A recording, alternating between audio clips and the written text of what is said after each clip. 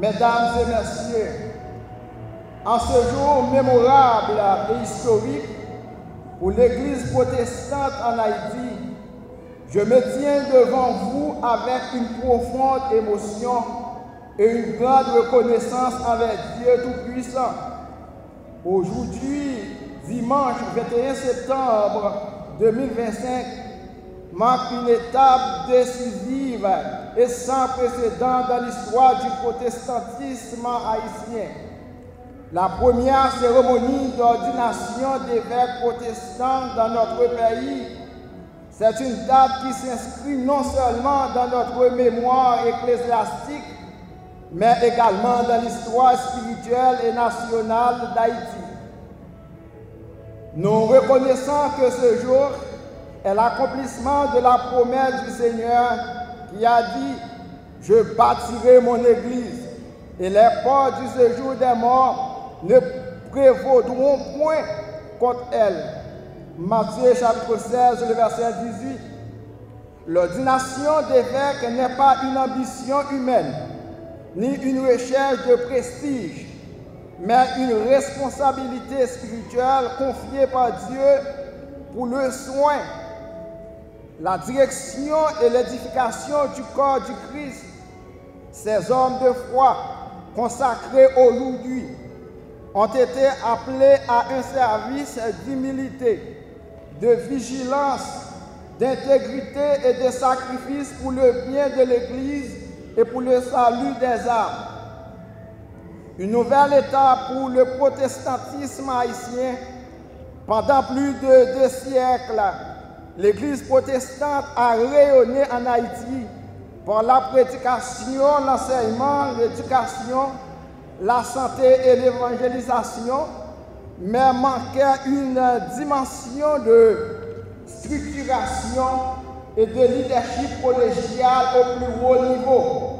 Aujourd'hui, avec l'ordination des premiers évêques, le Concile des évêques protestants d'Haïti, CEFA, affirme sa volonté de doter le protestantisme d'Haïti d'une gouvernance spirituelle forte, équilibrée, bibliquement fondée et contextuellement adaptée aux réalités de notre nation. Nous ne cherchons pas à imiter des traditions étrangères, ni à reproduire des modèles qui ne correspondent pas à notre vision. Notre démarche s'inscrit dans une logique d'unité, de maturité spirituelle et de renouveau national. Nous croyons que l'Église ne peut rester indifférente face aux souffrances du peuple haïtien. Nos communautés font face des défis multiples: insécurité, pauvreté, instabilité politique, dégradation de l'environnement, perte de repères moraux et spirituels. C'est pourquoi les évêques que nous ordonnons aujourd'hui ne sont pas seulement des serviteurs pour l'Église, mais aussi des voix prophétiques pour la nation, des défenseurs des faibles, des promoteurs de la justice, de la paix et de la réconciliation. Chers frères et sœurs, le moment est venu pour l'Église protestante d'Haïti de passer ces divisions, ces rivalités et ces querelles internes. L'ordination d'évêques doit être comprise comme une invitation à l'unité, à la collaboration fraternelle et à un véritable réveil spirituel. Nous avons besoin d'une Église forte, prophétique, missionnaire et engagée qui proclame avec audace « Heureuse la nation dont l'Éternel est le Dieu ». En ce jour solennel, je rends grâce à Dieu pour chacun des évêques consacrés. Je leur rappelle que leur charge est lourde, mais la grâce de Dieu est suffisante. Leur autorité ne repose pas sur les titres, mais sur le service la sainteté et l'exemple. Je remercie les familles, les églises, les fidèles et les partenaires qui ont soutenu ce processus historique. Que cette première cérémonie d'ordination ouvre une nouvelle ère de maturité spirituelle et d'impact national pour l'Église protestante d'Haïti. Et je termine en proclamant à Dieu seul soit la gloire, aujourd'hui et dans les siècles des siècles. Famille et supporters de ces valeureux hommes de Dieu, distingués invités, le Seigneur Jésus ne se contentait pas seulement de nous sauver de la condamnation du péché et de la mort éternelle. Il nous a aussi confié une mission si noble et précieuse, à savoir, à l'effet de toute la nation, des disciples, baptisez-leur et enseignez-leur à observer les ordonnances du Seigneur. Matthieu 28, verset 19-20. Pour atteindre cet objectif, il nous faut l'appel de Dieu, la consécration, le ministère. Dieu nous a appelés dans différents ministères sans tenir compte des rangs sociaux, économiques et familiales. Il a établi différents ministères pour l'édification de son Église que nous devons exercer sous l'inspiration du Saint-Esprit. Beaucoup d'autres vous ont réussi dans l'office d'évêque avec brio et sérénité. Ils ont consenti d'énormes sacrifices, parfois au péril de leur vie. Ils ont pu tenir grâce à leur foi. En Dieu, on peut citer l'apôtre Pierre, Jacques, Jean et Marie de Magdala, pour citer que cela. Cet après-midi, nous sommes en train de préniser ce que les apôtres nous ont laissé comme héritage ministériel, à savoir l'office d'évêque. Paul, dans sa première lettre à son fils dans la foi Timothée, à 1 Timothée 3, verset 2, expose les exigences relatives à ce ministère. Il faut que l'évêque soit irréprochable, fidèle à sa femme, sobre, réfléchi, réglé dans sa conduite, hospitalier, capable d'enseigner. Mes frères, vous allez vous être consacrés à l'office d'évêque. La tâche est immense, noble et difficile, mais avec Dieu, vous ferez des espoirs. Vous devez toujours rester ferme dans la foi. Vous devez toujours pratiquer l'amour envers ceux et celles que vous allez servir. Vous devez toujours rester humble en exerçant ce nouveau ministre. Et si ce, je vous dis, bon ministère et que Dieu vous soit toujours en aide. Merci beaucoup.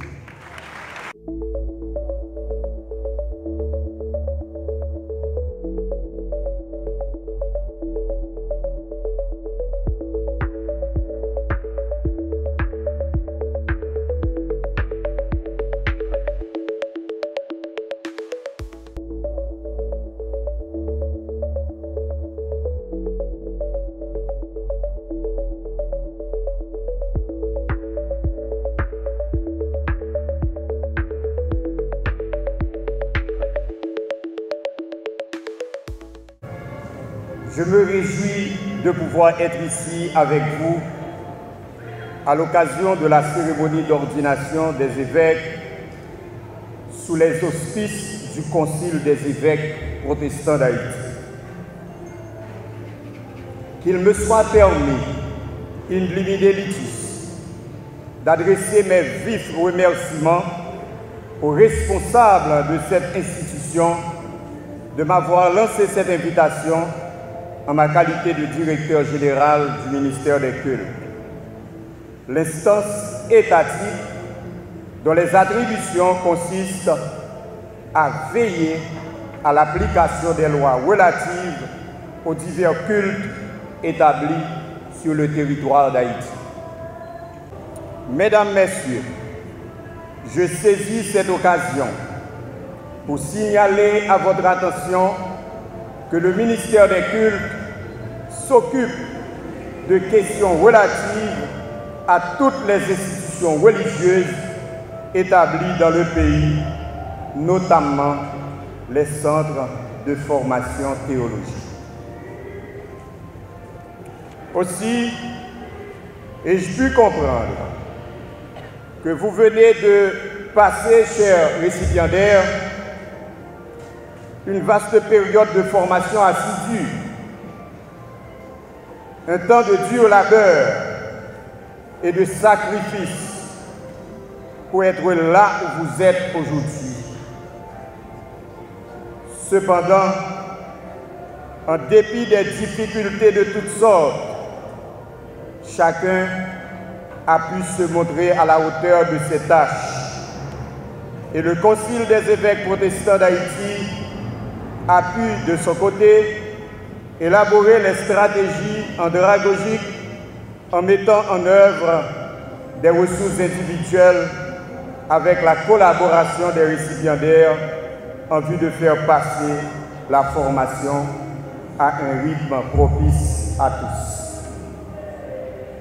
Dans ce cadre, je me permets de présenter mes vives félicitations à l'équipe de formateurs du Concile des évêques protestants d'Haïti, sous vos applaudissements, bien sûr.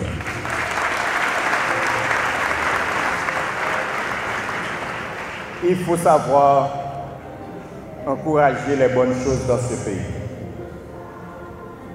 Mes félicitations vont aussi aux responsables du Concile d'avoir choisi des compétences sûres pour inculquer la formation aux récipiendaires. Je vous demande également d'applaudir ces courageuses personnalités qui se sont faites remarquer dans la société haïtienne où, depuis quelque temps, les valeurs s'effritent et particulièrement dans le secteur protestant. Vous applaudissez ces courageuses personnalités, s'il vous plaît. En outre, le niveau de formation académique et doctrinale d'un leader religieux se révèle d'importance capitale dans l'accomplissement de son ministère. Ainsi, vous, récipiendaires, la communauté protestante attend beaucoup de vous, car vous êtes des théologiens, mais aussi vous êtes des agents sociaux, vous êtes des directeurs d'opinion, vous êtes des conseillers de famille, vous êtes des travailleurs sociaux, vous êtes des conciliateurs, tributaires de la tolérance, autant de dimensions qui doivent se retrouver en chacun de vous. Comprenant l'importance des activités religieuses dans l'univers intellectuel, social et politique de la démocratie, je me permets une fois de plus de constater que le secteur protestant en Haïti est en train de connaître une véritable extension. Ce secteur est devenu une église réveillée et ses adeptes des chrétiens engagés dans le grand combat que mène la société civile.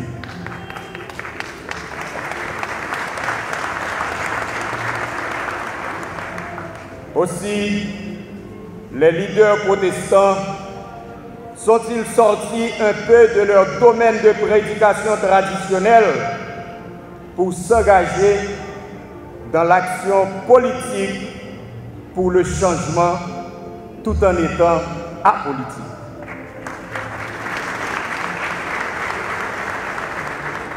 Mesdames, Messieurs, par le biais du ministère des Cultes et à l'occasion de cette cérémonie de graduation, l'État haïtien saisit l'opportunité de porter à la connaissance du secteur protestant et particulièrement aux représentants nationaux et internationaux du Concile des évêques protestants d'Haïti qu'il reconnaît le rôle combien louable de la formation académique religieuse dans les mouvements sociaux éducatifs et en particulier dans le grand combat livré contre la délinquance juvénile en Haïti. Si ce n'est pas de protestants, nous ne pouvons pas nous tailler avec jeunesse.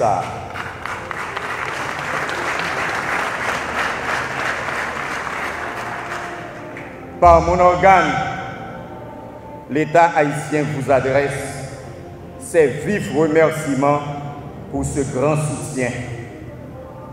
Aussi, au nom de l'État de mon pays, au nom du gouvernement de mon pays, au nom de son Excellence, M. Jean-Victor Avel Jean-Baptiste, ministre des Affaires étrangères et des cultes, et en mon nom personnel, vous souhaitez du progrès continu dans le respect des lois régissant la matière.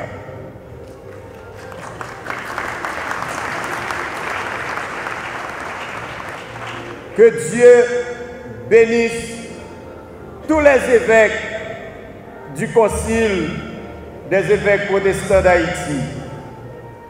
Que Dieu bénisse tous les chrétiens de la Caraïbe, tous les chrétiens d'Haïti d'abord, de la Caraïbe ensuite, et pourquoi pas que Dieu bénisse tous les protestants du monde entier. Merci.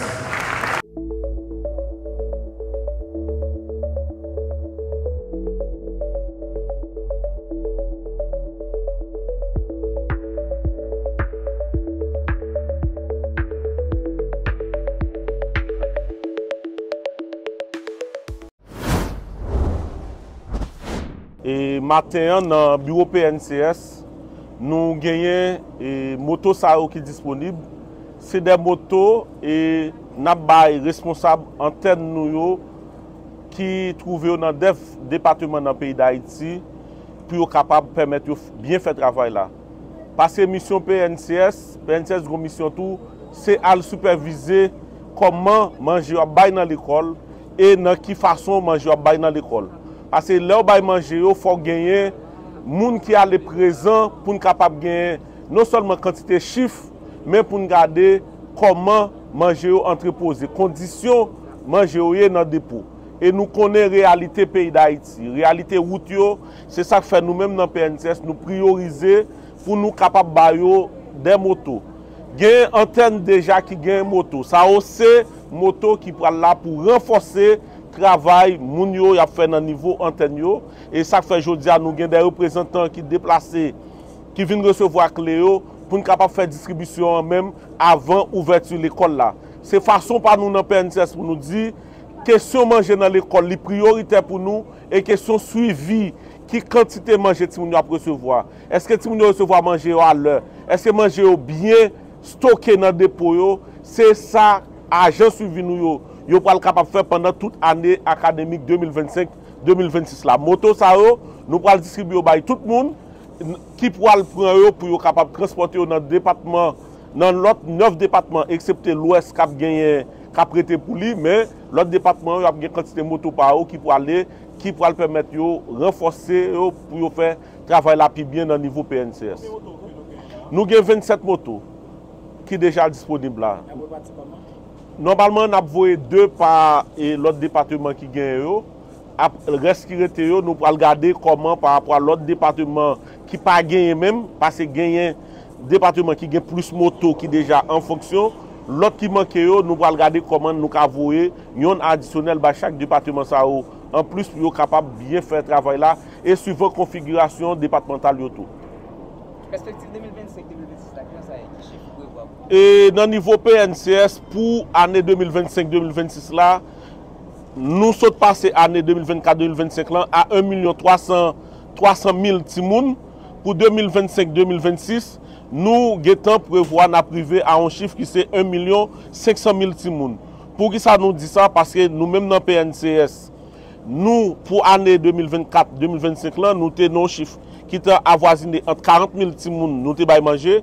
Mais pour l'année 2025-2026, là, nous avons notre prévision budgétaire nous fait, côté nous estimer par rapport à l'ensemble des dépenses, nous garder en PNCS, nous réduire, ensemble de l'autre activité que nous avons, nous dit comment nous pouvons réduire, nous garder, nous avons 1,2 milliard de gouttes, nous pouvons investir dans la cantine, et ça peut permettre nous-mêmes dans le niveau PNCS, nous sommes capables de toucher pour l'année 2025-2026 là, environ 200 000 timoun en plus, qui pourront ajouter dans la cantine, qui a fait nous avoisiner un chiffre de 1 500 000 timoun pour l'année académique 2025-2026 là. Pour manger local, c'est toujours prioritaire. Parce que Jean ça dit dans la politique et stratégie nationale d'alimentation scolaire, d'ici 2030, il faut nous arriver à 100%. Pour journée aujourd'hui, par rapport à toute évaluation nous fait, par rapport à tout partenaire qui gagne dans le continent, nous avoisiner 70% manger, si nous avons mangé dans l'école, c'est manger local. C'est chiffre ça nous-mêmes, à partir de journée aujourd'hui, qui gagne 70%. Ça, si nous avons mangé dans l'école, c'est manger local. Donc, pour Carrefour, la plaine, comment distribution ça va faire? Pour zone ça, nous connaissons la réalité. Et ça fait nous pour nos chita ensemble avec le directeur. Parce que même gens, il y a des écoles dans le centre-ville, l'autre côté qui était déplacé, nous connaissons la réalité de la zone ça.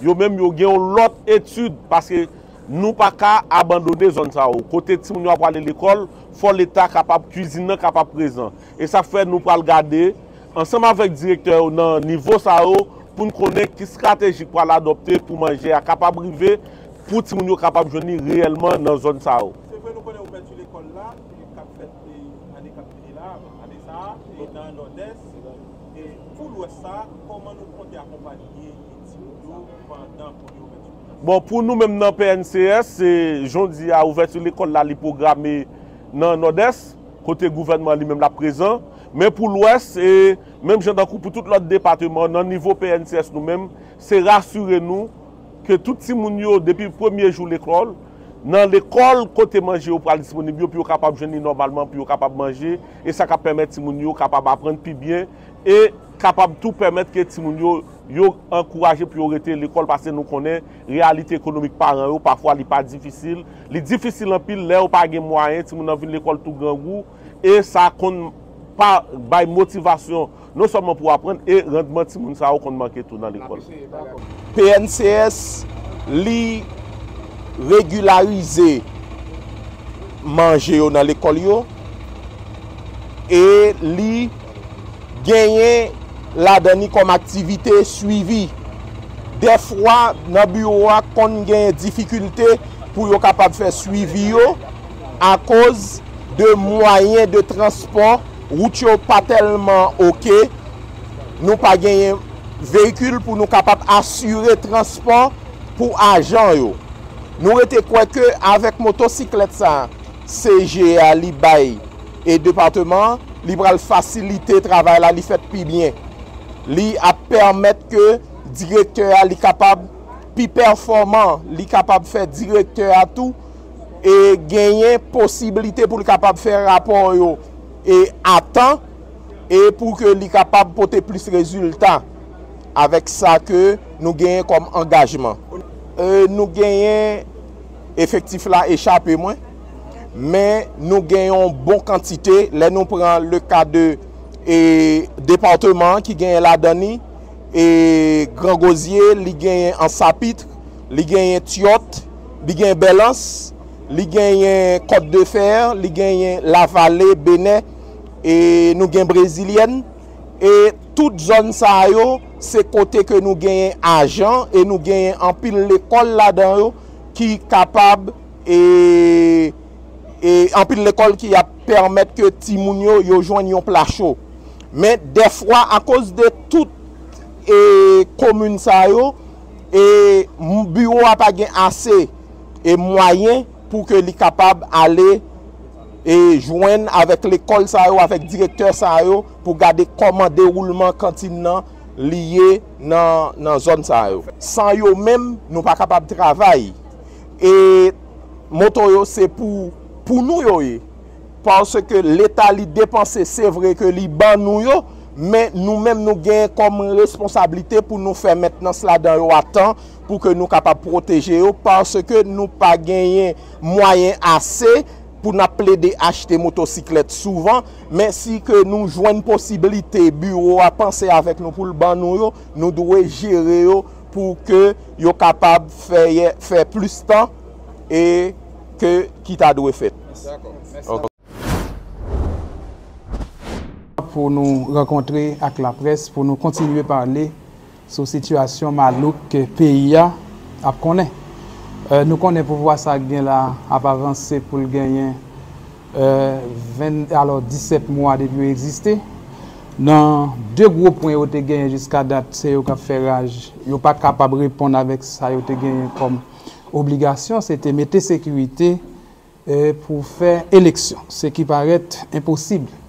Nous porter sympathie nous by population qui bandit exam assassiné dans la localité La Baudry dans Cabaret.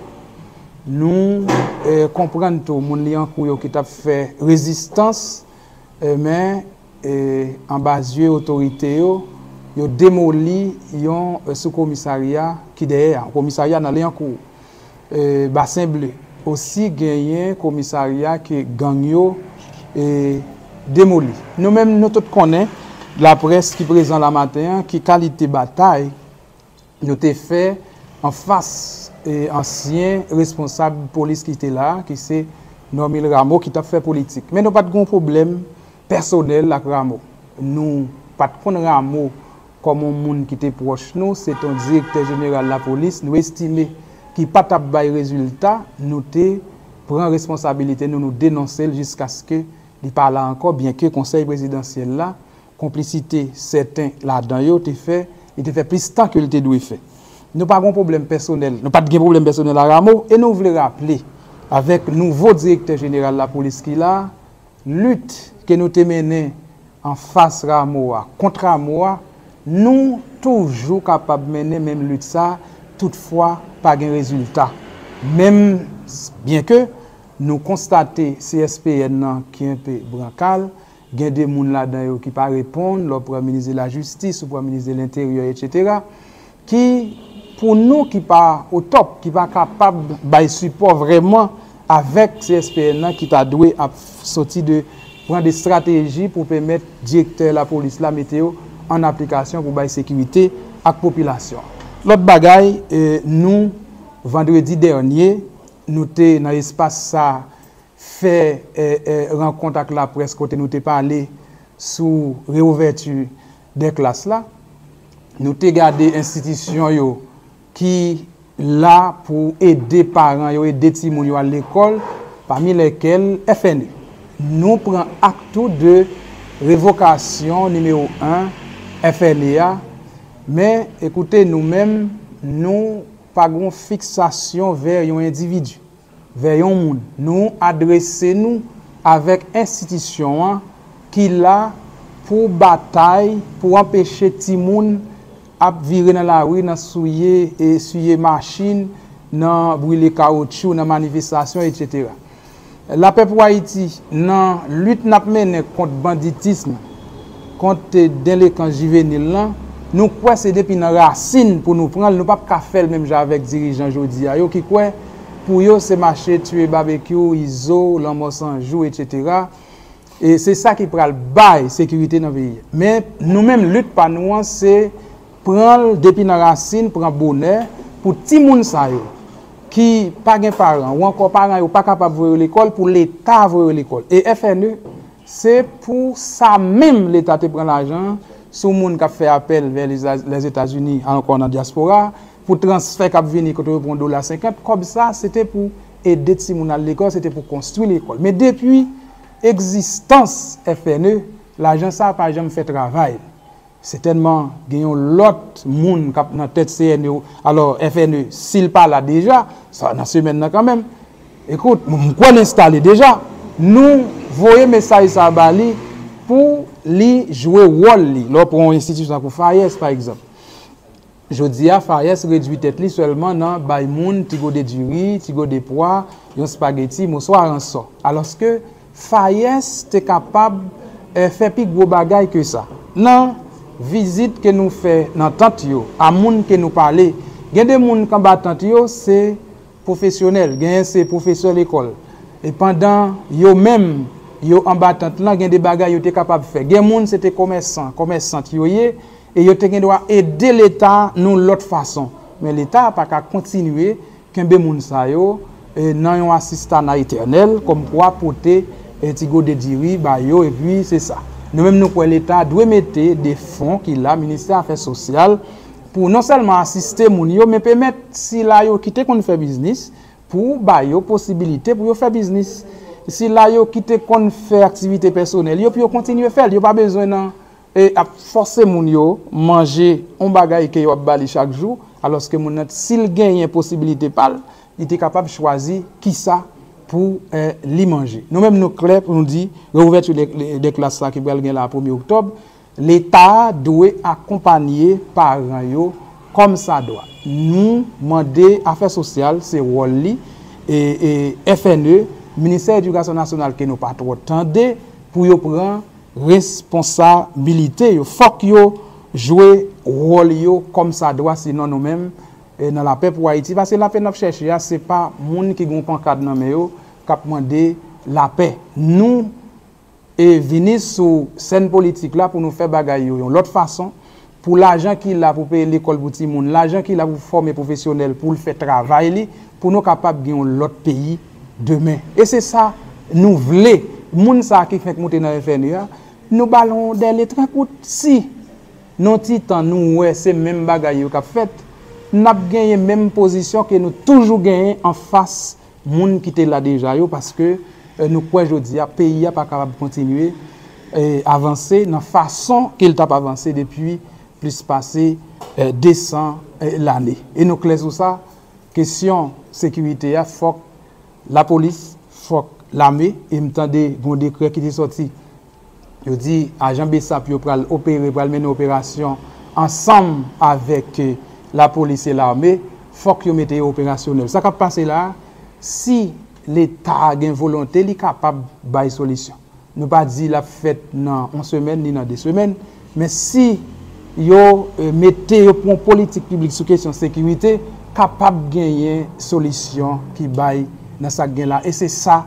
population attend et je dis nous pas gagner pays de recours je dis affaire Biden pas exister affaire jouer nos visa facilité pour aller aux États-Unis même là Brésil c'est pas facile nous gagner en grain Haïti et nous toutes nous devons bataille pour Haïti ça pas péri pour nous l'autre pays côté tout le monde capable vivre comme ça doit. Merci beaucoup.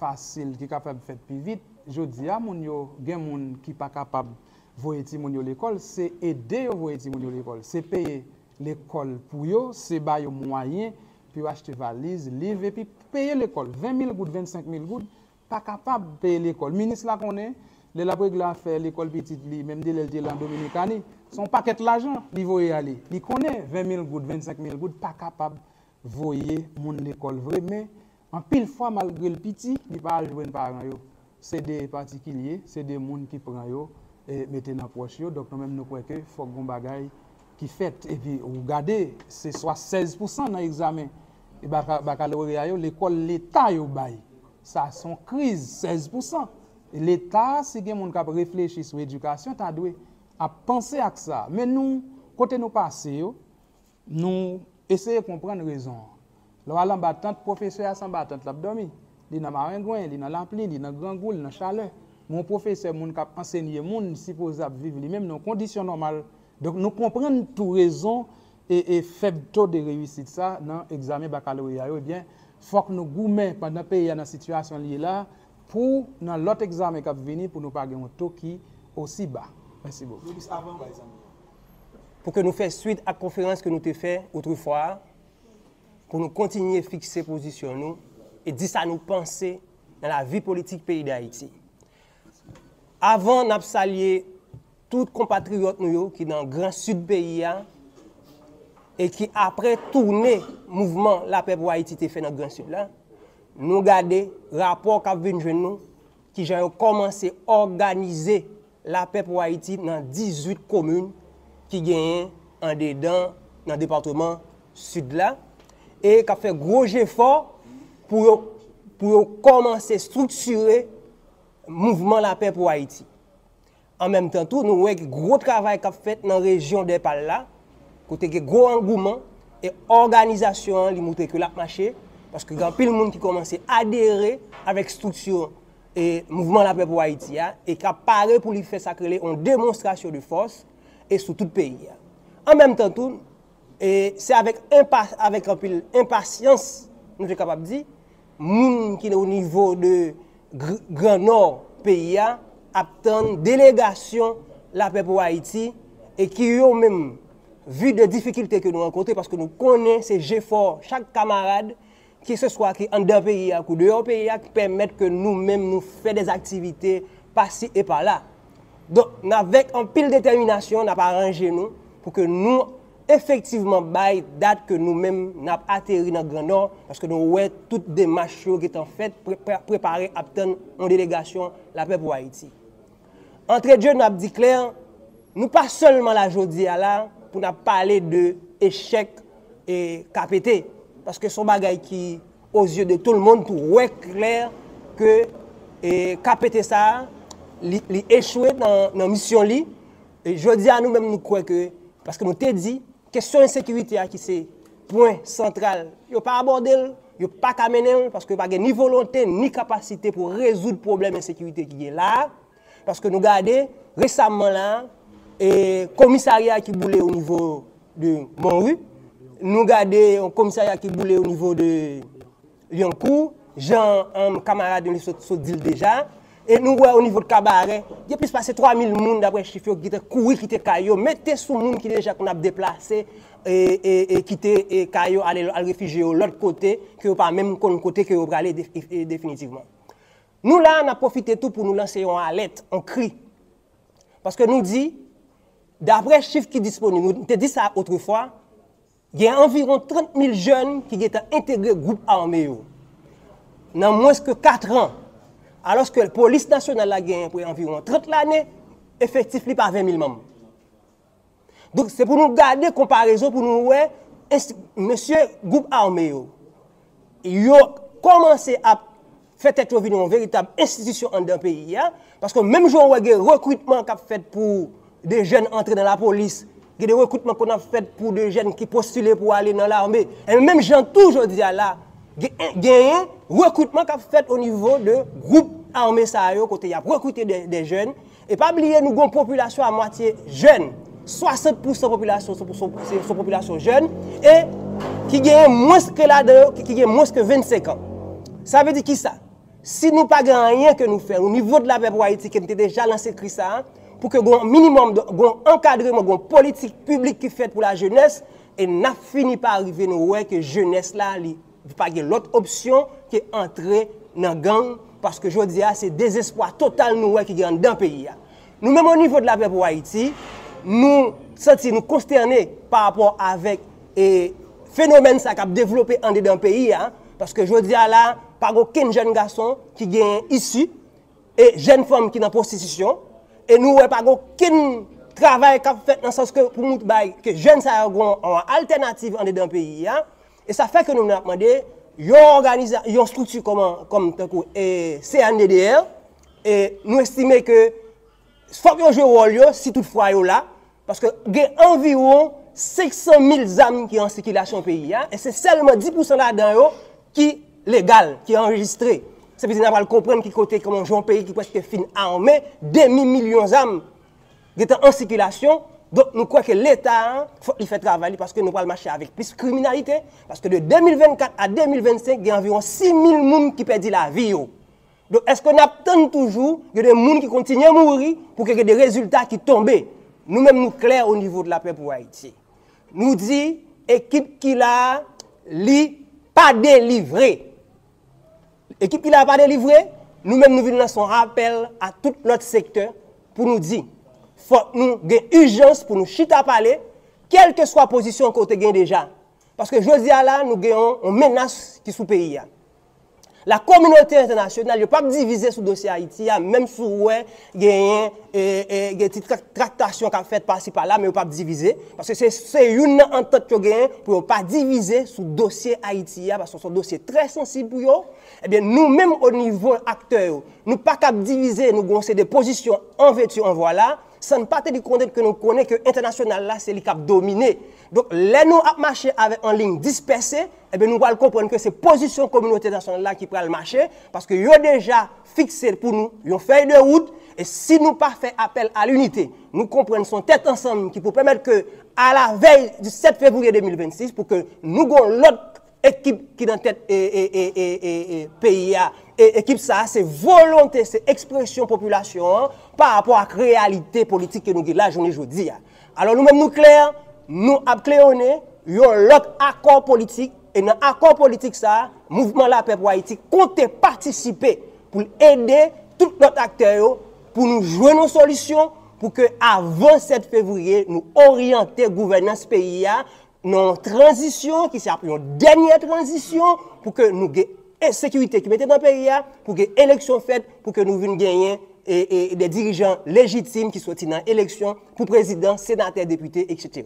Donc, nous-mêmes, nous clairs au niveau de La Paix pour Haïti, bataille n'a fait souterrain, c'est pour nous aller vers notre accord politique et nous continuer à parler avec différents acteurs. Même j'en ai fait consultation nous-mêmes à l'interne pour que nous gardions qui sa population en lui-même. Mais cependant tout, nous dit, pas d'orgueil, pas aucun groupe qui a assumé responsabilité ça pour quoi qui a dit que yo ka lever défi ça pour quoi. Nous croyons c'est une véritable tête ensemble que défi ça doit lever pour nous pas diviser parce que pisse gaé pas qui met pour nous aller devant l'international là pour nous dire voilà la position et pays d'Haïti gagné mais faut ne pas diviser à ce point. Donc nous clair, nous créons notre accord politique et à partir de déplacement nous pour nous faire dans le Grand Nord et retourner dans le pays dans le cadre de rapport que nous avons sur ce qui passe dans le Grand Nord, nous avons mesure pour nous commencer à dire population, orientation claire et qui côté nous pour aller véritablement. Pour sortir fort tout court, parce que nous-mêmes, nous pas dit ça, nous pas connaît. Nous pas dit 30 000, nous dit 30 000 jeunes. Là-dedans, c'est des adolescents de 12, 13, 14 ans, 15 ans, et chaque rôle ils jouent. Ou après, il y a des gens qui jouent tout est, qui jouent. Donc, vous êtes capable de regarder là sur le site. ONM, ou capable d'aller dans OIM, c'est excuse-moi, ou capable jouer une donnée ça fiable, ou aller sur Google, ou jouer une donnée ça là exposé, son petit recherche tout coûte, ou aller dans OIM, ou jouer ni automatiquement, il y a 30 000 jeunes qui sont intégrés, structure, groupe armé, et chiffre ça a augmenté au jour le jour, parce que les jeunes qui étaient là, ils ne peuvent pas manger, ils ne peuvent pas manger, ils ne peuvent pas boire un café, et puis regardez, il y a des gros comme dans la télévision, il y a un sac comme qui vidé à tel côté, et puis il y a des pour permettre qu'ils offrent tête avec groupe armé. Donc nous, au niveau de La Paix pour Haïti, nous comptons, nous-mêmes, nous résoudre le problème ça à partir d'une politique publique.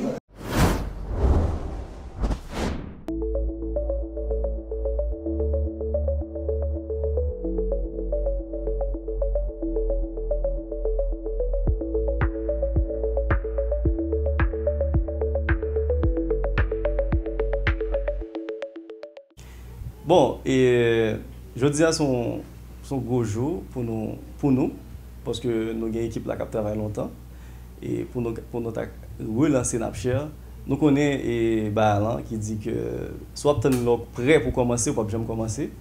Et bien dans l'optique ça, je dis à nous relancer Napshare et nous avons une invitation par médias et médias parlés, médias écrits. Et donc je dis à nous contents que presque était présent avec nous, et spécialement Radio Caraïbe, qui est là avec nous pour nous capables de relancer et groupe de tonton et projet ça qui c'est Napshare. Eh bien Napshare, et je nous te connais là, c'est partager bon contenu, et je dis à nous avons un plus gros, un plus grand initiative que nous prenons pour nous accompagner start-up et pour nous accompagner entrepreneurs, pour nous accompagner particuliers. Et que ce soit entrepreneurs qui sont dans le monde privé ou bien qui sont dans le monde public. Là. Donc nous sommes capables de travailler ensemble avec eux, créer contenu pour eux et puis innover le système numérique là en Haïti.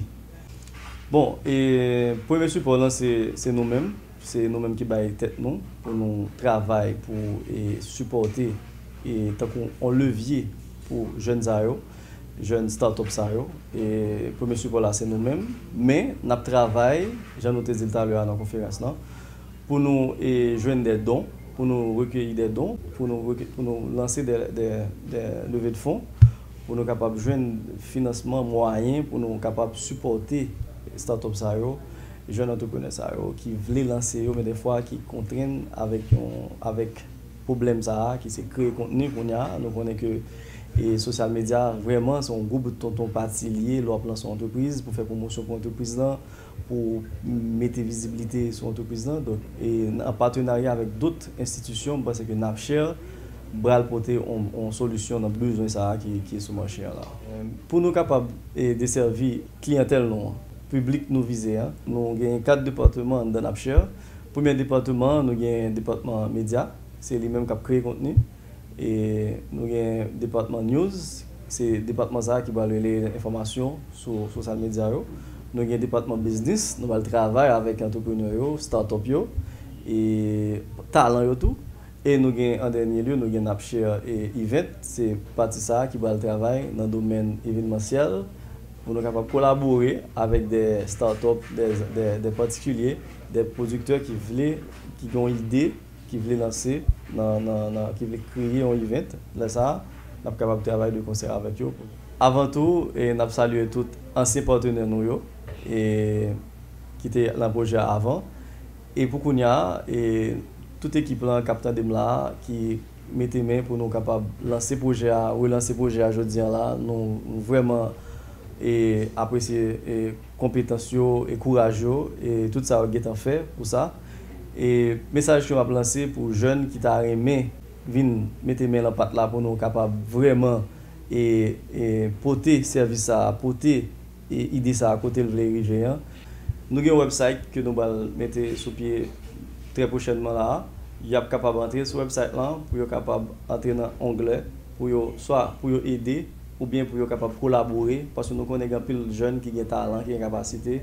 Des fois, ils n'ont pas joindre une plateforme pour collaborer, pour capable de rendre et support ça viable à travers les services que nous avons portés sur le marché. Ils sont capables de collaborer avec nous à partir de website nous et partager tout ça que nous postons. C'est un support que nous avons porté numériquement avec le projet ça, partager, commenter. Et puis, dire aux amis, attendez, à regarder Napshare sur les réseaux sociaux. C'est ça, son support qui est vraiment important pour nous et qui a aidé nous à avancer avec l'initiative que nous lançons aujourd'hui là et dans la conférence là, qui c'est Napshare Media.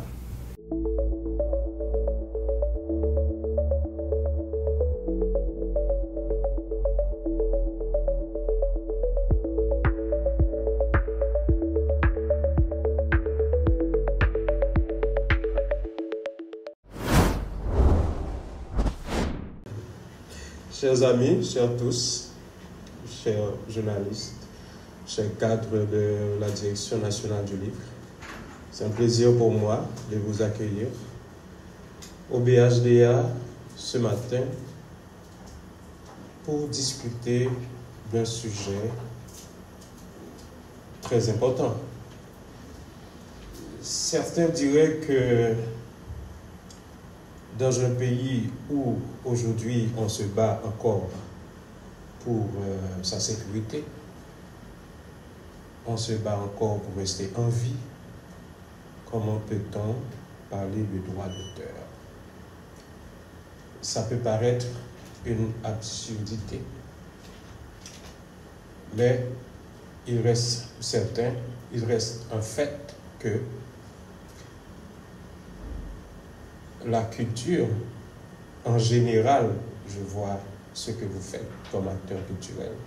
Je vois le football, par exemple, reste et demeure le seul vrai rempart pour faire face à cette réalité morbide qui endeuille les familles haïtiennes aujourd'hui. Je suis devenu, au hasard d'une absence de dirigeant à la tête de la direction, à la tête du Bureau haïtien du droit d'auteur, le directeur à l'intérim, comme je dirais. Le BHDA est une institution prestigieuse parce que c'est une institution qui a pour principale attribution de défendre les intérêts, de défendre les droits de ses membres. Maître Maxen me dirait que c'est la défense de tous les créateurs en général. Soit, je suis bien d'accord. Mais c'est en priorité la défense de ceux-là qui ont accepté le principe de devenir membres du Bureau haïtien des droits d'auteur. Savez-vous que avec la création de ce bureau, le BHDA, l'État haïtien, confie à cette institution, à cette seule institution, la responsabilité d'opérer, d'organiser et de s'exercer dans ce domaine qui est la défense des droits d'auteur. Jusqu'à présent, la loi ne prévoit pas qu'il peut y avoir sur le territoire national d'autres institutions habilitées à faire cette tâche. Voilà pourquoi il est extrêmement important que vous, mesdames, messieurs, les cadres de la DNL, du Bureau haïtien, vous comprendrez que j'ai un double chapeau de temps en temps et je suis habité par l'autre institution et de temps en temps, j'ai tendance à confondre les deux. Vous comprendrez, j'en suis certain. Je disais que le BHDA, en tout cas les cadres du BHDA, ont pour devoir de se multiplier par 4, par 10, par 1000 même, pour donner résultat à ses membres. Aujourd'hui, d'après les statistiques, le BHDA compte comme membre à peu près 2 à 3 000 adhérents. Dans un pays où il y a autant de créateurs artistiques dans tous les domaines, la danse, la peinture, les œuvres de l'esprit, etc., comment peut-on avoir un si faible taux d'adhérents? Est-ce parce que ceux-là qui se sont adhérés ne sont pas satisfaits des résultats? Est-ce parce que nous n'avons pas assez travaillé? Ce sont des questions que nous pouvons répondre par la suite. Mais un fait est que le BHDA, en tout cas les cadres du BHDA, sont bien conscients de leurs responsabilités. Et voilà pourquoi, mesdames et messieurs, chers amis, BHDA fait appel à nous-mêmes, à compétence nous. Parce que BHDA, droit d'auteur, fait appel à plusieurs catégories de compétences. Il fait appel à juriste, il fait appel à agent de marketing, il fait appel à moun qui fait communication. Sans moun sa yo, défense droit d'auteur, il n'est pas réussi.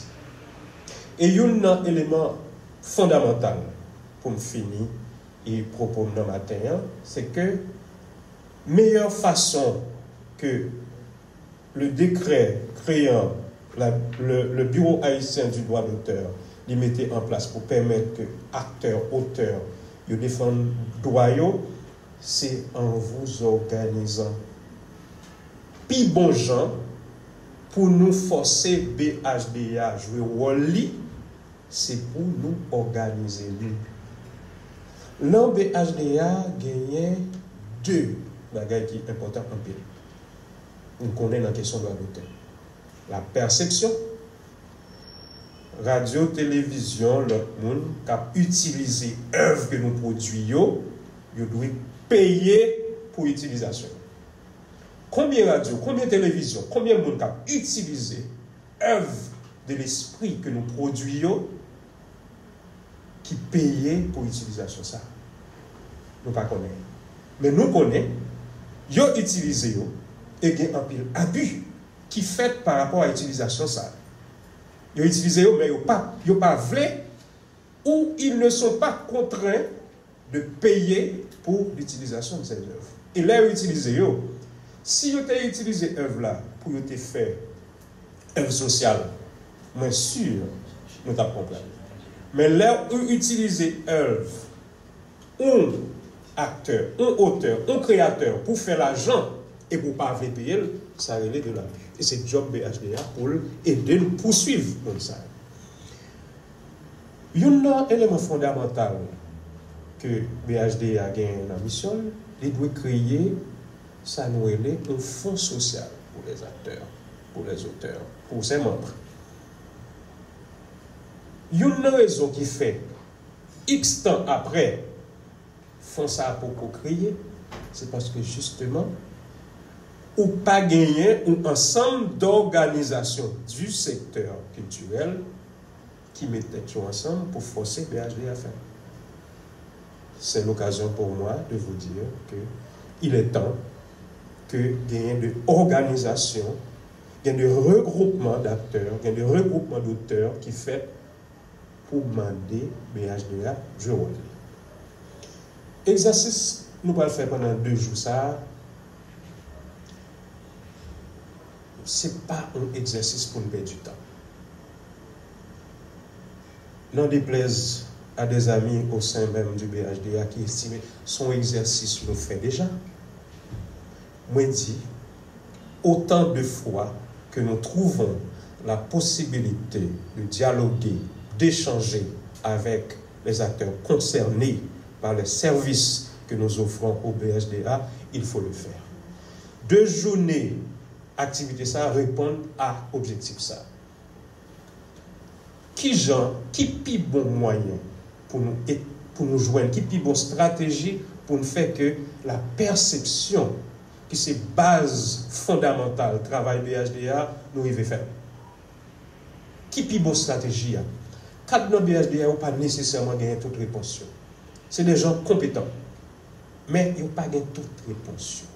Nous pensons, en lançant ces 2 journées d'atelier, de réflexion, nous allons cogiter, nous allons réfléchir ensemble pour nous joindre les meilleures stratégies. Nous n'allons pas calquer nos stratégies sur ce qui se fait en France. Parce que en France ou en Guadeloupe, il y a déjà une culture d'exploitation des œuvres. Ce que nous n'avons pas. Nous sommes à notre point de départ dans le domaine ça qui est très important. Donc, ensemble, nous sommes capables de jouer les meilleures stratégies pour nous dire 1, 2, 3, 4, mais qui gens nous parlent aborder, utilisateurs, œuvres pour que vous acceptez collaborer, même pas contraindre, collaborer d'abord, ensuite la contraindre après, parce que l'œuvre là, est utile, nous tous les deux, nous avons produit là, et nous avons bénéficié là. Je vais finir pour vous donner 2 exemples. Dernièrement, nous entendons un tollé qui fait dans une histoire, un artiste qui est Joe Edouard Filet, qui prend une musique haïtienne, qui est les 4 campés, et puis monsieur fait un remix avec. Musique ça a fait le compas, prend planète la boulie, les Africains chantent, les Américains, etc., etc. Et puis un matin, un producteur, Ouzier pour ne pas le nommer, décidé d'attaquer Joe Edouard Filet. Pour qui ça? Parce que il estimait Joe Edouard Filet utiliser une œuvre li sans droit, sans pas dire rien sur lui. Première remarque, monsieur pas fait recours à Haïti, parce que nous parlons d'Haïtiens, nous parlons d'une œuvre haïtienne. Il n'a pas fait ici. Ça veut dire, il n'a pas fait trop quoi dans l'institution de la carrière. Là, les États-Unis, il fait des marchés parce que il estimait marché ça, son marché qui est protégé. Je suis d'accord. Mais il arrive que les gens qui réclament œuvre là, c'est pour l'IA. D'après nous-mêmes, les voulons. Non, il va vouloir. Parce que le fameux frère Dodo, qui prend musique ça, qui interprète la musique là pas pour lui tout. Combien de monde qui te compte ça? Pas grand film non comme ça. Musique là pas pour personne. Pour qui ça? C'est une musique folklorique que Fred Odo lui interprète. Yo mettez la musique, yo fait comme avec, yo fait comme avec, yo refait comme avec. Joël Filé lui-même comme haïtien qui senti musique ça entre dans son libre, lui fait comme avec tout et puis voilà il y a quelqu'un qui réclame. Un grand auteur de Elsa, c'est le peuple haïtien. C'est la folklore, c'est le folklore haïtien, c'est pour lui, c'est pour la société haïtienne dans l'œuvre là. Parce que personne aujourd'hui là pas capable de présenter la preuve, mettre la déplacer, que moi t'ai écrit musique ça quelque part et que je suis capable de bénéficier de droits sur lui. Donc, vous gagnez une quantité de défis comme ça que BHDA doit relever. Et m'a dit encore, il n'y a pas moyen de relever ce défi sans apport créateur, sans apport juriste, sans apport nous-mêmes.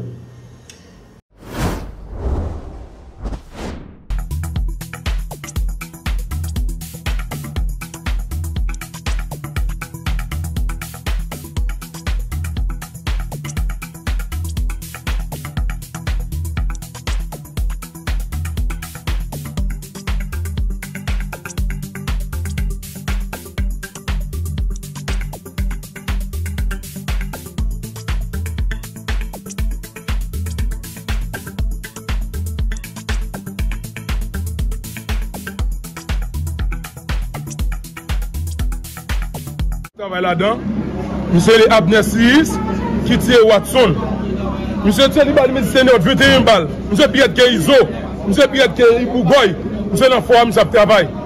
Watson c'est les zones dans c'est la lever, c'est la grandi, c'est la fête, c'est la retraité. Monsieur parle normalement, tout le monde, monsieur va aller, monsieur travail normalement tant que tout le monde dans zone là.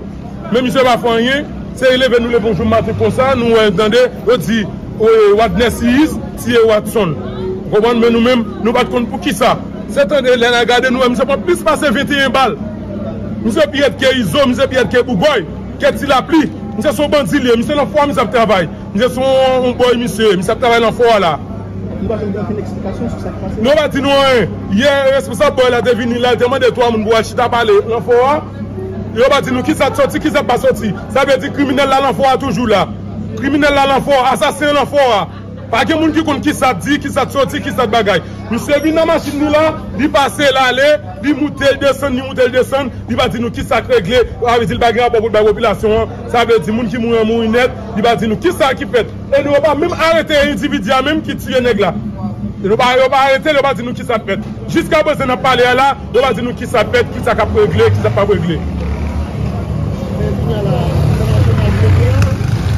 Bon, dès que moi, premier mois, tout le monde pour bagarre là, parce que ça fait au mal. Parce que les gens ne sont pas malades. Les gens ne sont pas malades, les gens sont comme ça, ils ont des gens qui sont mourir. Ils ont des comme ça, ils faut mourir. Ça n'a pas de problème quand même. Parce que c'est balle libre. Si, monsieur était en affaire avec monsieur, sinon il est couché, il était à l'hôpital, monsieur était mort. Ça sont l'autre bagarre, il t'a pris. Mais quand il y a là, on m'a dit que conseiller dimanche là. Vous avez des nègres là, 21 balles. 21 balles, monsieur. Décharger un galil sous nègre là, oui. Nègre pas rien avec nous, monsieur. Petite zone, non, nous avons déchargé un galil sous lui. Ça sont habits. N'a demandé pour l'autorité, venez faire une lumière sous lui. Venez pour dire l'enfant, venez pour dire l'enfant là. Parce que assassin là toujours. Yo pas comment c'est un paquet, c'est pas un seul non? C'est un paquet. C'est un paquet. Depuis au premier monsieur, la baillesse yo. Parce que son paquet qui vient là, qui a assassiné monsieur de la Cani là. Bon, on a tiré monsieur. Les premiers mois, les pour reprendre, nous avons trouvé vide balle encore. Nous avons tiré. Nous avons premier mois, pas qu'à moi, tellement de blé boule, monsieur, de blé disparaître, monsieur.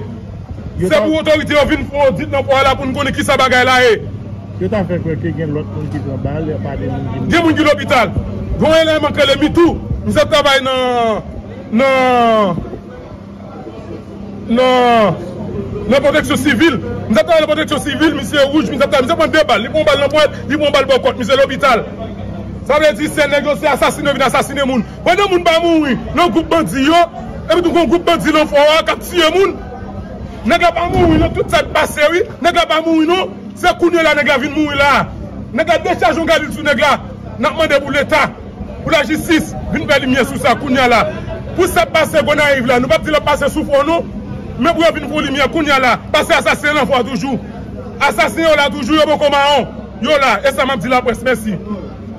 Dimanche 21 septembre, dans le championnat, côté que une bataille qui était levée, entre un civil avec un militaire. Et puis après, il y a une intégration entre civil avec militaire là, mais je n'ai qui tombé là, il était sur les lieux, il a séparé, vous-même, il a évité plus de comme fait. Et effectivement, dans le dimanche ouvert dans le lundi à 1h du matin, après discussion, après plusieurs coups de balle fait, côté que une dame qui recevait un cartouche de grand calibre au niveau Saint-Louis, au niveau Tételi, à l'hôpital, il mourit sur cabane de l'hôpital. Et ceci, il y a plusieurs autres blessés encore. Donc nous avons un confrère qui s'est mis tout, qui est hospitalisé au niveau de l'hôpital La Paix. Parce que l'idée recevoir un projectile dans une mauvaise position dans le col. Et c'est hier, il sont dans sa l'opération. Et effectivement, 1h du matin, il y a un groupe policier en civil. Et il s'agit de Sis Abner, en 33e promotion. Soit disant même petite Fonds national encore. À 1h du matin, fait couloir, fait corridor, vient déboucher dans l'espace côté de l'abdomen, dans la taille côté de l'abdomen. Et puis, il pété balle. Et ce monde qui t'a séparé Gouméa. Ce monde qui t'a séparé Gouméa. Et ceci, c'est pas seul monsieur, c'est pas seul Watson Siné qui t'a mouru. Et d'ici, frère, comme leader, nous voyons ici, tout a mouru parce que bon jeune homme qui est ensemble avec le policier, qui était avec un chemisette, un bout de pantalon pris sous lui. Et même pourquoi il fait 3 balles derrière. Ok? Et que nous-mêmes, nous jugeons ça mal. Nous avons commencé à protester dans l'idée que nous sommes avec responsable. Bon, là, c'est M. Higgins. Effectivement, nous devons ensemble avec lui. Il faut mettre nous dans la vérité, il ne pas faire justice, mais comme responsable, l'affaire dossier à un couloir pour le blanc, pour chemin pour le blanc, ok, jusqu'à ce que pour nous au moins vivre avec un cœur paisible, avec ça qui a sauté, parce que soi-disant, même policier, ça fait qu'on est que le bon mouvement brigade boycite, l'a fini avec un son. Et il y a l'autre agent policier tout, il y a l'autre agent boy tout, qui fait qu'on est que si était lui-même, il va venir parler avec nous, c'est balle, il tape si bien sur nous. Ok, et lui-même pour mettre nous tout, c'est pas là seulement nous étions, nous prenons la rue. Ok, nous prenons la rue. Ok, viens nous soutenir. Alors, ça n'a demandé pour le état-major là. Directeur de la police nationale d'Haïti, c'est M. Vladimir Parison. Le CPJ qui se soi-disant, direction centrale police judiciaire, pour le faire suivi sous dossier ça, Abner Sis, pour DCPJ avec DG, que ça prend responsabilité en charge, parce que chaque monsieur posé à là, il n'est pas un sac policier, mais plutôt c'est un sac qui est un bandit. Parce que à 1h du matin, ok, en civil, avec des séries d'examens, grand calibre, mais ok, rivé éteindre souffle. Il y a un jeune garçon, 29 ans, ok, qui sont agents de sécurité, qui sont superviseurs dans une compagnie de sécurité, et en plus tout, sont postulants pour 34e promotion.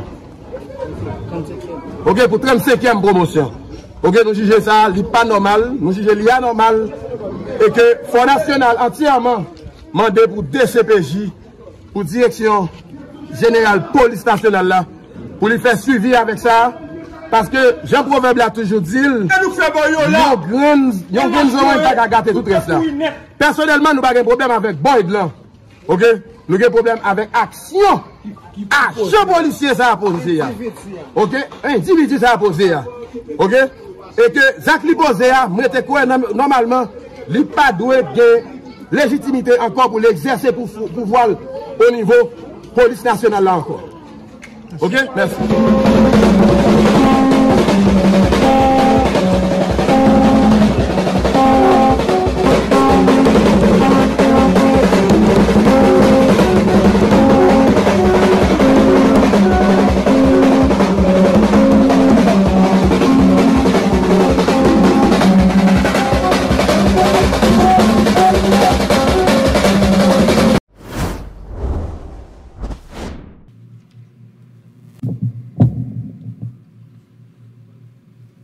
Monsieur le ministre de l'Éducation et de la Formation professionnelle, Monsieur le représentant de l'UNESCO, Mesdames et Messieurs les représentants des autres agences internationales, Mesdames et Messieurs les représentants du groupe local des partenaires en éducation, chers cadres et techniciens du ministère de l'Éducation nationale et de la formation professionnelle, distingués invités. C'est pour moi un honneur de prendre la parole dans le cadre de cette première rencontre sectorielle de l'éducation consacrée au plan décennal d'éducation et de formation 2020-2030. Ce plan que j'aime mieux appeler, moi, le plan sectoriel d'éducation d'Haïti, pour des raisons multiples. Cet atelier représente bien plus qu'une rencontre technique. Il est un moment de réflexion collective et de construction d'une vision partagée pour l'avenir de l'éducation. Révision sectorielle conjointe, c'est un mécanisme essentiel pour gouvernance et dialogue. Il permet de évaluer le progrès au fait, notre transparence, identifier les défis qui étaient et puis chercher ensemble l'ajustement qui est nécessaire. C'est une occasion pour renforcer la confiance entre tous acteurs. Ça veut dire l'État et tout partenaire. L'État, agence internationale Cancun, UNESCO, bailleur, ensemble avec la société civile, là, dans une logique responsabilité partagée. Il y a un essai spécial pour l'UNESCO qui permet de nous réaliser atelier ça. Dans le processus ça, groupe local partenaire éducation Haïti, GPLEH, doit jouer et puis continuer à jouer un rôle et stratégie essentielle. GPLEH là, c'est pas seulement un réseau organisation éducateurs haïtiens avec partenaires techniques. Il doit être une vraie plateforme concertation et coordination. Il porte une vision qui complémentait et qui doit aider le ministère dans une série de grosses décisions que vient pour le prendre pour faciliter l'application de décisions. Monsieur le ministre, je tiens à souligner publiquement et à saluer votre courage qui s'est manifesté récemment dans des décisions importantes prises par votre ministère. En ma qualité de membre actif du GPLEH, depuis ces premiers moments, je dois toutefois souhaiter une coopération plus soutenue et efficace avec le GLPEH. Nous connaissons coopération ça pas toujours été faite régulièrement, genre ça doit être fait. Mais décisions qui sont prises, nous, quand vous renvoyez rentrer l'école là, avec suivi, si on te prend en consultation avec GLPEH là, il t'a montré vraie valeur réelle dialogue ça. Nous souhaitons dans l'avenir une collaboration qui est plus solide, qui obtenait plus un réflexe institutionnalisé pour toute grosse orientation dans l'éducation, pas seulement dans le main, mais côté porter ensemble avec le ministère là, à tout partenaire. Monsieur le ministre, là, oui, l'école l'a crasé. Mais c'est qui l'école? C'est l'école qui t'a servi un petit groupe social restreint. Mais l'école là, il a de plus que un côté pour enseigner. Dans Haïti, l'école là doit tourner que société. Le cœur qui est capable d'aider à guérir blessures passées et puis combattre ça nous les traumatismes intergénérationnels qui aide nous bâtir une identité nationale solide, ouverte et inclusive. Il doit permettre nous d'unir toutes catégories sociales dans le même projet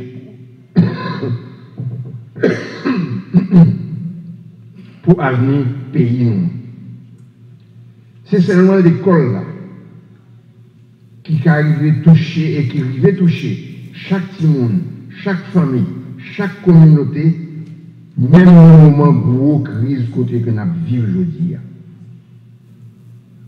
C'est même tout qui c'est seule force qui traverse les barrières sociales, qui porte un langage commun et qui est capable de bâtir une unité nationale que nous avons cherché, qui est capable d'enseigner la paix, qui est capable de renforcer la cohésion sociale et puis préparer le développement durable sur tout le territoire. Dans ce sens-là, même l'école passée a tombé ensemble avec toute l'autre structure d'État. Il est important pour nous rappeler l'école là, c'est le seul instrument universel qui est capable de servir toute société. Faire l'école là venir un moteur réparation à cohésion sociale. C'est bail Haïti chance pour les lever campé, une lever campé durable à travers la création d'une nouvelle école républicaine qui servit tout le monde. Mobilisation réelle, ça. GLPEA, c'est seule chance pour nous construire une nouvelle école, ça.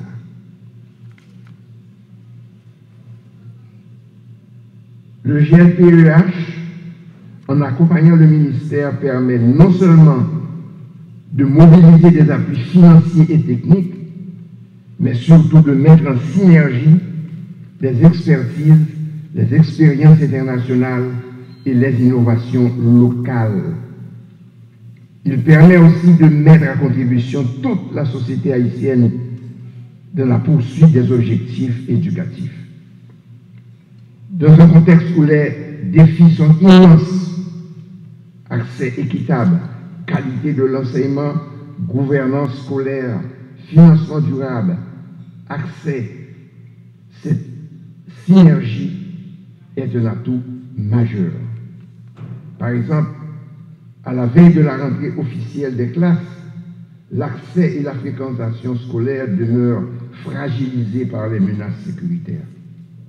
Nous croyons que l'ensemble des secteurs éducatifs, accompagnés des autres secteurs de la gouvernance, ministère sectoriel entre parenthèses, et la population entière devraient se concerter pour y faire face sous le leadership du ministère de l'Éducation. Ce serait une expérience forte pour l'ensemble de la société haïtienne. Aujourd'hui, à travers cette revue sectorielle, il nous revient de renforcer le partenariat et de projeter dans la durée du plan national, car le plan sectoriel 2020-2030 ne sera crédible et efficace et effectif que si toutes les parties prenantes en assument conjointement la planification, le suivi et l'évaluation. Moi, j'ai aimé inviter chaque monde, ici, là, pour considérer GLPEH là comme nous, pas seulement comme nous observateurs, mais comme nous partenaires clés que le ministère a gagné et qui a engagé beaucoup de nous toutes pour réussir plan ça et puis pour construction d'un système éducatif qui est juste, qui est inclusif et puis qui est efficace pour tout le monde à jeune pays d'Haïti. Monsieur le ministre, chers partenaires, chers collègues, en conclusion, qui aimerait affirmer que la révision sectorielle, ça n'est pas seulement une étape formelle, mais c'est une grosse avancée dans la façon nous devons camper, nous devons penser à gérer l'éducation dans le pays. Il met des bases pour une gouvernance qui doit être participative, transparente et puis concentrée sur le résultat. Merci en pile pour l'attention. Merci. Bonjour à toutes et à tous. Monsieur le ministre de l'Éducation nationale et de la formation professionnelle, Monsieur le représentant du groupe local des partenaires de l'éducation en Haïti, Monsieur Tardieu, Mesdames et Messieurs les membres du GLPEH, Mesdames et Messieurs les membres du système des Nations Unies, chers collègues, Mesdames et Messieurs les partenaires techniques et financiers, Mesdames et Messieurs les représentants de la société civile, des syndicats, des enseignants et des parents d'élèves, Mesdames et Messieurs les cadres du ministère de l'Éducation nationale, distingués invités, tout protocole observé. C'est avec humilité et une conscience aiguë de notre responsabilité partagée que je m'adresse à vous aujourd'hui au nom de l'UNESCO.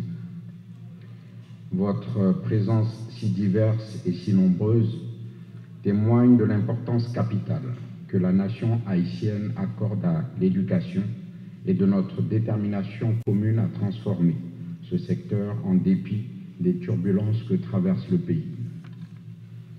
Avant d'entamer nos travaux, permettez-moi de rendre un hommage solennel à deux personnalités dont l'engagement et l'expertise ont été cruciaux dans l'initiation de ce processus, mais qui malheureusement nous ont quittés récemment. Je pense à M. Bayard Lapommeré, directeur de l'unité d'études et de programmation, qui a présidé le groupe thématique sur la gouvernance et le financement. À Mme Marjorie Delusmar, directrice du curriculum et de la qualité, qui a présidé le groupe thématique sur la qualité et la pertinence. Leur mémoire et leur contribution demeureront une source d'inspiration et un repère indélébile pour guider nos réflexions. Paix à leur âme. Excellences, Mesdames et Messieurs, distingués invités, Haïti traverse une crise multidimensionnelle, politique, sociale, économique et sécuritaire qui n'a malheureusement pas épargné le système éducatif. Ces défis ont eu un impact direct sur l'accès à l'éducation, la qualité des apprentissages et la capacité de nos institutions à mettre en œuvre de manière optimale le plan décennal de l'éducation et de la formation. Pourtant, malgré ces contraintes, Haïti a fait preuve d'une résilience remarquable. Des initiatives courageuses et porteuses d'avenir ont vu le jour, témoignant de la détermination collective des acteurs de l'éducation à ne jamais déroger à leur mission. Garantir à chaque enfant haïtien une éducation de qualité, inclusive et équitable. C'est dans cet esprit que s'inscrit la revue sectorielle conjointe de l'éducation. Elle représente bien plus qu'un exercice technique. C'est une démarche de réflexion partagée, de transparence et de redevabilité mutuelle. Elle constitue une étape stratégique dans le suivi du PDEF, nous permettant d'analyser les progrès accomplis, de mesurer les défis restants et de tracer une feuille de route claire et ambitieuse pour les années à venir. Cet atelier a pour objectif de consolider cette démarche en poursuivant 3 objectifs majeurs. Évaluer rigoureusement la mise en œuvre du PEDF sur la période 2021-2024 en analysant les avancées et les contraintes. Identifier collectivement les acquis et les défis dans les axes stratégiques du plan, l'accès et l'équité, la qualité et la pertinence des apprentissages, la gouvernance et le financement. Formuler des recommandations concrètes et opérationnelles, bâties de manière participative pour renforcer l'efficacité des politiques éducatives et accélérer les réformes. Pour ce faire, la méthodologie adoptée a reposé sur une approche participative et inclusive qui s'est articulée autour de 4 étapes. La mobilisation décentralisée, 10 ateliers départementaux ont permis de recueillir les réalités locales et d'intégrer les spécificités régionales. Les groupes thématiques spécialisés, 7 groupes ont approfondi la réflexion sur les thématiques clés du PDF, pilotées par des experts nationaux. L'analyse et la triangulation des données, malgré les défis du système d'information et de gestion de l'éducation, nous avons procédé à une exploitation méthodique des données disponibles. Le dialogue national et la redevabilité mutuelle. Cette rencontre d'aujourd'hui en est le point culminant, un espace où la transparence et la co-responsabilité se rejoignent. De cet atelier national, nous attendons des résultats concrets. Un diagnostic partagé et validé par le système éducatif haïtien. Une feuille de route commune pour le renforcement du PDF d'ici à 2030, des engagements précis de l'État, des partenaires et de la société civile pour une meilleure coordination et une gestion beaucoup plus efficace des ressources. La mise en place d'une dynamique pérenne de suivi et d'évaluation. Le rapport préparatoire qui vous a été soumis servira de base de discussion. Il met déjà en lumière les progrès réalisés et les défis persistants. Notre tâche collective est de compléter cette analyse et d'enrichir les recommandations. Excellences, Monsieur le Ministre, Mesdames et Messieurs, distingués invités, à l'issue de cet atelier, nous aurons posé des jalons concrets pour l'avenir de l'éducation en Haïti. Mais au-delà des rapports et des plans d'action, c'est l'essence même de notre mission qui doit nous guider.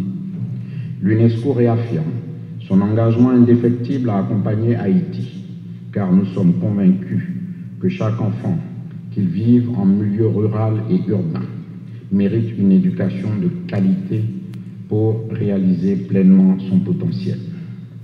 Il y a près d'un demi-siècle, le grand écrivain et penseur haïtien Jacques-Stéphane Alexis nous rappelait que l'éducation est le plus grand service que l'on puisse rendre à l'homme. C'est l'essence même de sa libération. Cette vérité intemporelle et puissante doit être le fil conducteur de nos efforts. C'est en honorant cette vision, en conjuguant nos volontés, nos expertises et nos ressources, que nous transformerons l'aspiration d'une éducation de qualité pour chaque enfant en une réalité incontestable. Le chemin est long, mais notre détermination commune est la seule force capable de surmonter ces obstacles. Excellence, Monsieur le Ministre, je voudrais vous rendre hommage pour votre engagement et le travail inlassable pour garantir une qualité de l'éducation en Haïti. Mesdames et Messieurs, je vous souhaite des travaux dont les fruits ne seront pas seulement des décisions concrètes, mais l'acte de naissance d'un nouvel élan pour l'éducation en Haïti. Continuons à œuvrer ensemble, inlassablement, pour cette libération collective. Je vous remercie.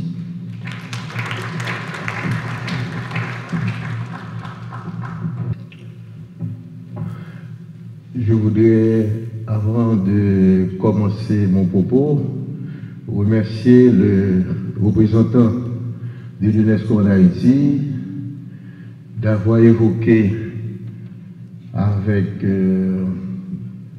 beaucoup de soucis le départ de cadres du ministère de l'Éducation nationale. Il s'agit de Mario Louis, qui a travaillé à la DCQ, direction de contrôle de qualité, et du Baya, là pour moi, qui lui-même a passé 38 ans de service continu au ministère de l'Éducation nationale. Merci, monsieur le représentant.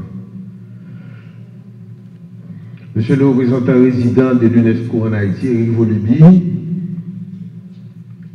messieurs les directeurs techniques du ministère de l'Éducation nationale et de la formation professionnelle, madame, messieurs les directeurs départementaux ici présents, chers Inge de l'UNICEF, à notre ami Charles Tardieu, ancien ministre de l'Éducation nationale, à tous les représentants des plateformes syndicales associatives et tous les représentants du ministère. Merci d'être là. Et ce fut en 1997 que le ministère de l'Éducation nationale a lancé le plan national d'éducation et de formation, publié en 1998. À l'époque, on s'était réunis à Zaragoza, je ne sais pas si Charlie s'en souvient. Et le plan voulait adresser 4 types de problèmes. Le premier problème, c'est la question de l'accès. À l'époque, il y avait plus de 600 000 enfants haïtiens qui n'avaient pas accès à l'éducation. Donc, à travers le plan national, cette question a été adressée. Comment faire en sorte que l'école puisse être accessible à tous les enfants du pays, de quelque origine sociale qu'ils soient, d'où qu'ils puissent venir. Donc c'était une préoccupation majeure. Et puis le deuxième problème soulevé par le plan, c'était la qualité de l'éducation, le deuxième axe. Oui, il faut mettre les enfants à l'école, oui, il faut ouvrir des écoles, oui, il faut créer des lycées, mais quel type d'éducation on en donne? D'où un débat très intense à travers le pays, à travers le ministère, pour adresser ce deuxième problème, la question de la qualité de l'éducation. Et puis le troisième problème, c'était toute la question liée à la gouvernance du système. Le problème de l'inspectorat, le problème de la contre-supervision pédagogique, de la supervision pédagogique, et au niveau des écoles publiques que des écoles privées, qu'est-ce qui se donne dans les écoles? Comment se fait l'école? C'est le troisième axe adressé par le ministère. Et puis le dernier, le quatrième, c'était la question de l'efficacité interne et externe du système. L'élève, après son diplôme de baccalauréat, qu'est-ce qu'il devient? Est-ce que ce diplôme lui permet d'avoir une place dans la société? Est-ce que ce diplôme est de qualité? Est-ce que ce diplôme lui permet d'adresser le problème de l'inclusion ou de l'intégration sociale? Donc c'était les 4 grands problèmes adressés par le plan national d'éducation et de formation. À l'époque, je faisais partie du secrétariat ayant monté le plan. Et quelques années après, il y a eu le plan opérationnel 2010-2015, où il s'agissait de mettre en œuvre les conclusions du plan national d'éducation et de formation, le plan décennal. Voilà que je suis devenu ministre, j'ai trouvé le plan décennal 2025-2030, ce qui reprend les mêmes problèmes parce que il y a des questions structurelles qui ne sont pas encore résolues. En tout cas, le plan décennal que je trouve reprend ces grandes thématiques qui traversent le système éducatif. Donc, nous sommes en 2025, dans la mise en œuvre du plan décennal 2020-2030, il y a lieu de faire un travail d'évaluation, dans la mi-chemin. Qu'est-ce qu'on a pu faire? Comment cela a été-il fait? A été-il réalisé? Est-ce qu'on a atteint les objectifs, les résultats ciblés à travers le plan national? C'est pour vous dire que je me réjouis de me trouver devant vous ce matin pour prendre la parole à l'occasion de l'ouverture de l'atelier de ce matin sur la présentation du rapport sur l'état des lieux du système éducatif haïtien en lien avec la mise en œuvre du plan national d'éducation et de formation dans le cadre de la revue sectorielle.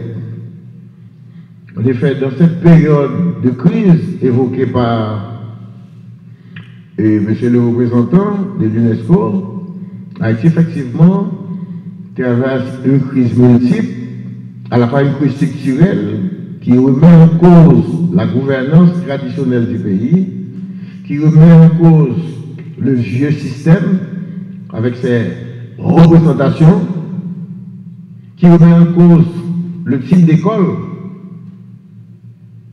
Parce qu'aujourd'hui, il nous faut adresser la question, quelle école pour quel pays? Quelle formation pour quelle société au service de quel développement?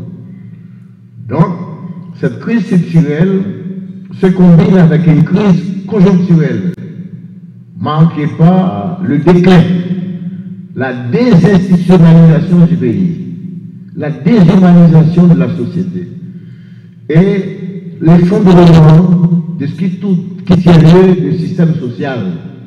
C'est dans ce contexte que nous sommes. Et j'en profite pour remercier les partenaires du ministère, les partenaires techniques financiers, pour leur engagement à côté de l'État haïtien, du gouvernement et à côté du ministère.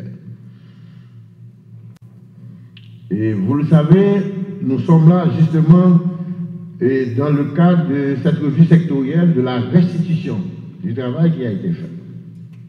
Évidemment, c'est le lieu pour vous de formuler vos réserves, vos critiques, d'approfondir certaines réflexions qui ont été faites sur des thématiques particulières. C'est le lieu aussi pour vous de dire ce qui ne marche pas, ce que vous ne retrouvez pas parce qu'il y a eu des ateliers régionaux, des consultations régionales, départementales, et je suis content que les directeurs départementaux soient présents à cette rencontre pour voir est-ce que le document qu'on vous donne répond à ce que vous avez dit. Évidemment, presque tous vous êtes nouveaux un petit peu, mais quand même, vous avez le matériau qu'on va vous passer, le document. Vous allez regarder pour voir est-ce que les préoccupations départementales, régionales sont prises en compte dans ce document. J'en profite également pour saluer les membres du groupe local des partenaires de l'éducation ainsi que les cadres du ministère qui quand même ont joué un rôle dans la production de ce document parce que tous, à un niveau ou à un autre, ils ont participé dans l'élaboration du document. Mesdames et messieurs, cela fait 5 ans que le secteur éducatif s'est doté d'un plan sectoriel stratégique élaboré de manière participative. C'est le plan national d'éducation et de formation qui a remplacé le PNEF. Et il faut le dire, les contextes d'élaboration du plan mettent en relief la crise du système éducatif haïtien. C'est-à-dire notre système, en plus de la nécessité de se moderniser, mais de la nécessité de se transformer pour répondre aux grands enjeux éducatifs et défis de la nouvelle société haïtienne, parce que de mon point de vue, il y a une nouvelle société qui est en gestation. Et que l'éducation doit être, si vous voulez, le lieu à partir duquel cette société prendra assise. Donc, si vous comprenez bien mon propos, nous sommes dans une perspective de refondation. Refaire. Je pense effectivement qu'il faut refaire le pays par l'éducation, par la transmission des normes et des valeurs, par la définition d'une éducation qui soit porteuse de nouvelles perspectives de vie en commun, de vivre ensemble. Attention, quand je parle du vivre ensemble, je ne cherche pas à galvauder le trêve. Ce n'est pas vivre ensemble, capturer mon non. Je parle du vivre ensemble, de la cohabitation pacifique, de la possibilité pour chacun de se réaliser dans la société, de mettre à bouffer le rêve de soi-même, la possibilité pour nous tous de vivre en harmonie avec ce que nous croyons, avec nos valeurs, le respect de l'autre, l'altérité. C'est de cela que je parle. Donc, c'est à la vérité le chemin qui est parcouru jusqu'ici et n'a pas été facile, parce que de temps en temps des crises, des problèmes, blocage des écoles, déplacement de la population sociale, mais surtout, chers amis, l'échec des élèves. L'échec, les résultats sont là pour le bac. L'échec.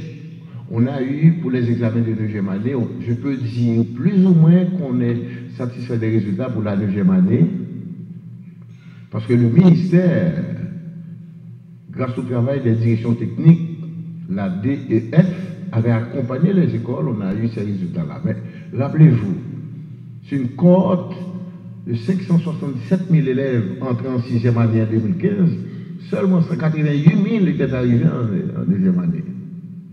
188 000. Les résultats sont là.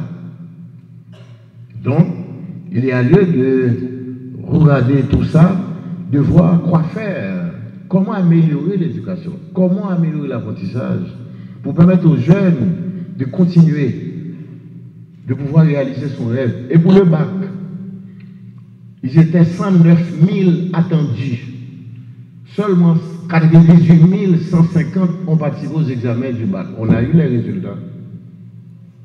Les résultats sont là. Et pour vous dire, chers directeurs départementaux, selon vous de poser les problèmes pour améliorer tant l'apprentissage, pour porter les élèves à rester à l'école et de réussir. Parce que en Haïti, l'offre publique est de 20%, l'offre privée est de 80%. Et pour vous dire que l'éducation coûte aux parents 48%, suivant certaines études, des ressources des parents passent au niveau de l'éducation des enfants. Et quand on analyse de tels résultats, c'est un véritable gâchis, un échec, une perte colossale d'argent, tant pour les partenaires que pour l'État, parce que l'État investit de l'argent. Donc, c'est le moment de nous asseoir sur ces problèmes concrets. Parce que, écoutez, à quoi ça sert qu'on fasse toutes les réformes, qu'on tienne tous les discours si en bout de ligne, où se mène l'axe, là où se mène l'action éducative, c'est-à-dire la salle de classe, il n'y a pas d'amélioration. Tout ce que l'on fait là, cet atelier de restitution de la revue sectorielle, c'est pour la salle de classe.